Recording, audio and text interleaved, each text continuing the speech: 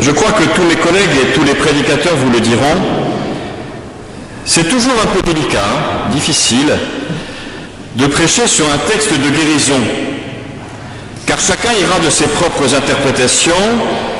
Est-ce que le miracle a bien eu lieu? Comment il a pu avoir lieu? Est-ce que c'est un récit historique? Ou d'autres qui verront plutôt un texte symbolique.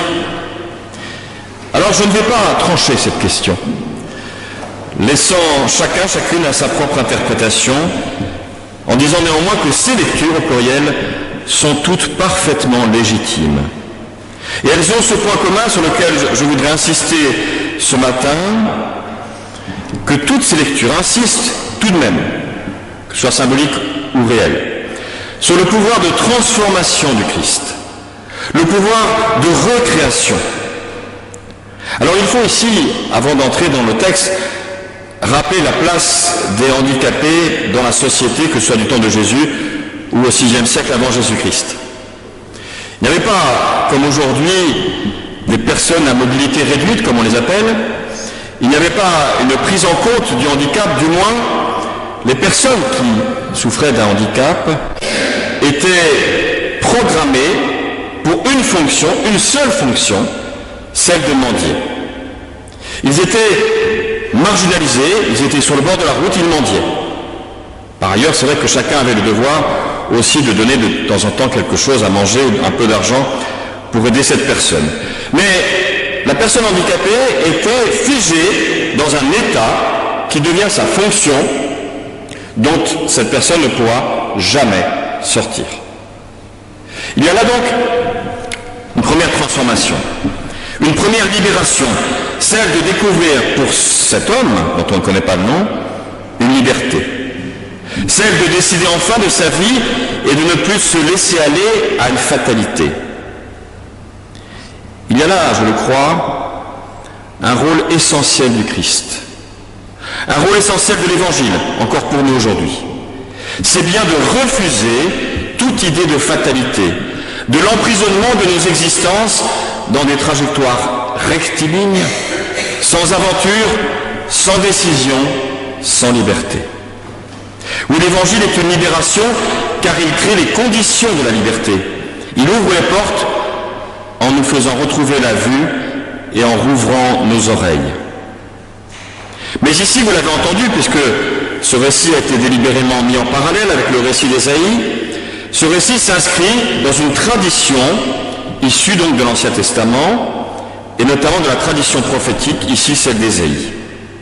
Ésaïe, vous le savez, est en fait une collection de 3 livres différents, d'époques relativement différentes, et là on est au cœur, vers la fin, de ce qu'on appelle le 2e Ésaïe dans le contexte de la fin de l'exil au VIe siècle, entre 587 et 538 avant Jésus-Christ, et montée en puissance d'un roi, le roi perse, Cyrus, qui va libérer le peuple d'Israël, et qui d'ailleurs, avant Jésus, sera appelé dans le texte le Messie, c'est-à-dire en grec, le Christ.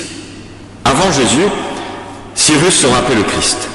Et au travers de lui, au travers de son action, eh bien Dieu va rouvrir, nous dit le texte, rouvrir les yeux des aveugles et permettra aux sourds muets de retrouver leur sens et du coup, c'est ça qui est important, leur relation aux autres. Car vous savez comme moi que la surdité est quelque chose qui isole beaucoup plus. Et pour avoir eu un grand-père sourd, il était difficile pour moi, petit garçon, d'avoir une relation avec lui, alors que j'ai des amis aveugles avec qui je suis dans une relation de grande proximité. Et donc retrouver aussi le lien. 6e siècle, 1er siècle, parallèle, Cyrus, Jésus. Mais au-delà de l'événement historique, contextuel, la symbolique de libération retentit encore dans le judaïsme d'aujourd'hui. Encore aujourd'hui, les rabbins lisent la fin de l'exil comme un pardon. Le peuple a fauté, n'a pas respecté l'alliance, précisément parce qu'il était devenu sourd aux paroles de Dieu. Il en a payé le prix, et désormais, il va pouvoir enfin retrouver l'usage de ses oreilles et se mettre à l'écoute de Dieu.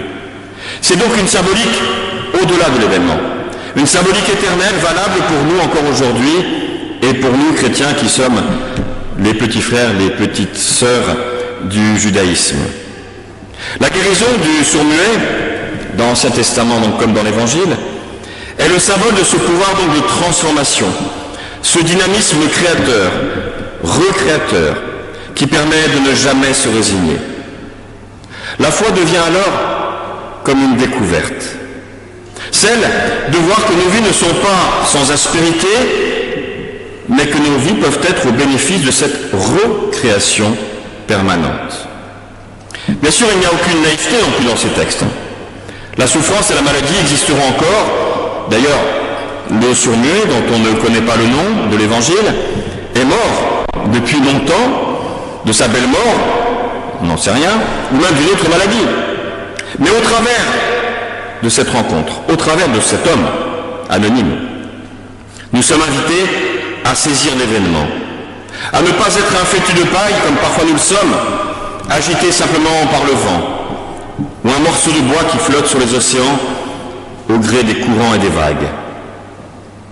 Mais alors vers quoi allons-nous une fois cette transformation acceptée, réalisée? L'Évangile ne raconte pas la suite de l'histoire de cet homme, comme d'ailleurs dans quasi toutes les rencontres de Jésus avec des hommes et des femmes. C'est une rencontre et on ne connaît pas la suite. On connaît juste la transformation.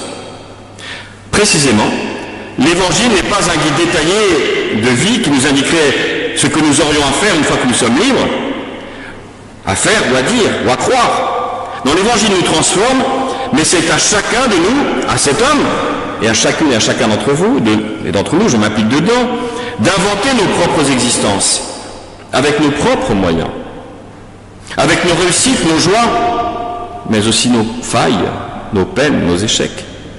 Il y a juste ici une exhortation, une invitation forte donc à ouvrir un peu nos oreilles, à ouvrir un peu nos yeux sur notre monde, sur notre vie.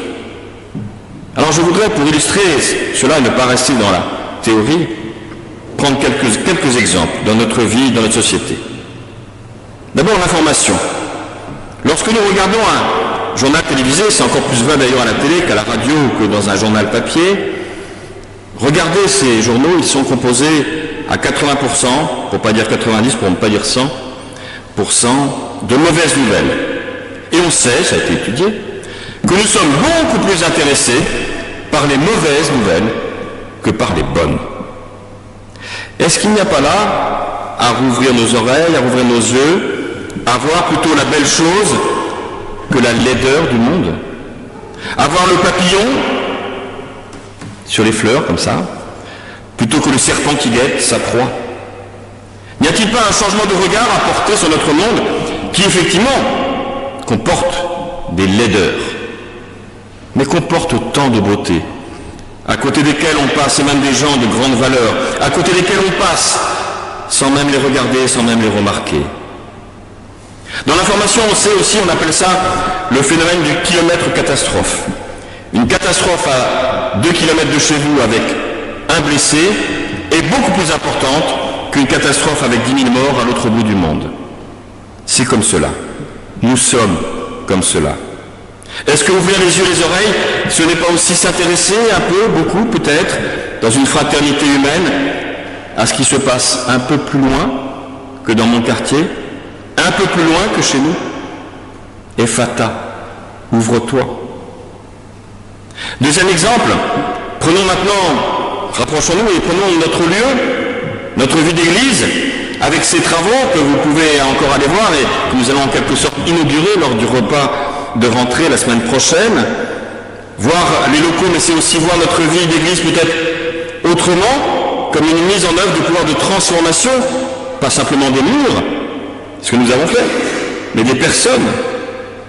Ces travaux peuvent nous inviter à ouvrir les yeux peut-être, les oreilles, pour comprendre et discerner ce qu'il nous faut désormais vivre dans notre Église et faire vivre aux personnes que nous rencontrons. C'était en tout cas l'objectif de ces travaux. Ce n'est pas simplement de la fonctionnalité, mais c'est aussi de la convivialité et donc de la spiritualité. Ephata, ouvre-toi. Troisième exemple, rapprochons-nous encore, de manière peut-être plus personnelle. Sommes-nous réellement les uns et les autres, et je vous assure que je m'implique vraiment dedans, sommes-nous les uns et les autres à l'écoute de nos propres vies. Ne jouons-nous pas un rôle, un personnage, qui nous satisfait peut-être, ou pas d'ailleurs, plutôt que d'assumer les personnes réelles, intimes que nous sommes? Oui, sans doute, cet homme sourd-muet a vécu un bouleversement par rapport à sa propre existence. Il ne s'est plus perçu de la même manière certainement. Il a sans doute pu enfin entendre sa vie et s'entendre avec lui-même, plus qu'avant. Est-ce que nous nous entendons? Est-ce que nous nous entendons avec nous-mêmes? Nous sommes ce sourd-muet. L'Évangile vient résonner jusque dans notre intimité, jusque dans les méandres psychologiques de nos propres personnalités. Ephata, ouvre-toi. Enfin, j'aime bien l'idée que dans ce passage d'Ésaïe, cette jubilation, cette transformation si belle, où le boiteux se met à bondir même, se termine par le fait que l'herbe, vous l'avez peut-être entendu, se transforme en roseau et en papyrus. Outre la référence à l'Égypte, et donc à l'Exode, il y a sans doute une allusion aussi à l'écriture sur les papyrus, et donc peut-être, j'aime le croire, à l'intelligence qui consiste à mettre par écrit la vie. C'est peut-être une invitation à ce que notre foi ne soit pas simplement une jubilation éphémère de transformation, même si c'est d'abord cela, mais peut-être aussi ensuite une forme d'intelligence de la foi, d'intelligence de la vie, une mise en forme qui nous transforme alors en témoins. Nous ne sommes plus simplement au bénéfice, mais nous devenons témoins. Le sourd-muet était en quelque sorte disciple, c'est-à-dire au bénéfice du Christ, de sa parole et de son action. Sans doute devient-il après ce récit apôtre, c'est-à-dire porteur enthousiaste et intelligent de cette rencontre. Alors à nous de suivre son chemin. Ephata, ouvre-toi. Amen.